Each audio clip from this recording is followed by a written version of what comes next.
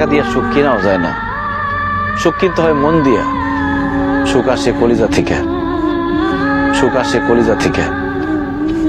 আমরা সারা জীবন শুধু নকল জিনিসের পিছনে ছুটি, আল্লাহর দেওয়া সূর্যরে বাদ দিয়া আমরা ঝাড়বাতির পিছনে দৌড়াই।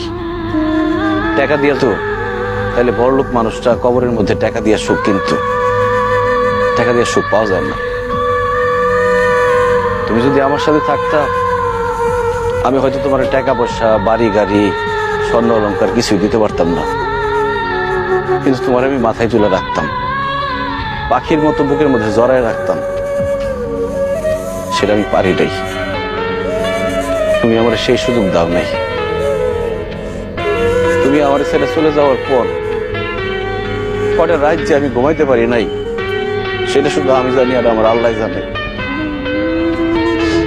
আমি কত চেষ্টা করছি, তোমার কত অনুরোধ করছিলাম, তোমার হাতে ধরছি, পায়ে পড়ছি, কিন্তু তুমি আমার সাথে থাকো নাই, আমার সাথে ছলনা করে চলে গেছো। তুমি আমার জীবনটা আগুনে পুরা কয়লা বানায় ফেলাইছিলা। তোমার মতো মেয়েদের জন্য হাজার হাজার ছেলেরা জীবন তো লাশ হয়ে ঘুরে বেড়ায়। আমার আল্লাহ আমারে বাঁচাই দিচ্ছে।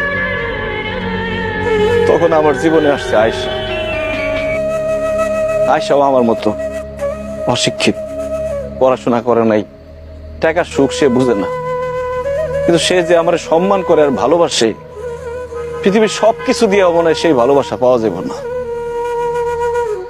আমি আলহামদুলিল্লাহ ভালো আছি, দোয়া করি তুমিও ভালো থাকো।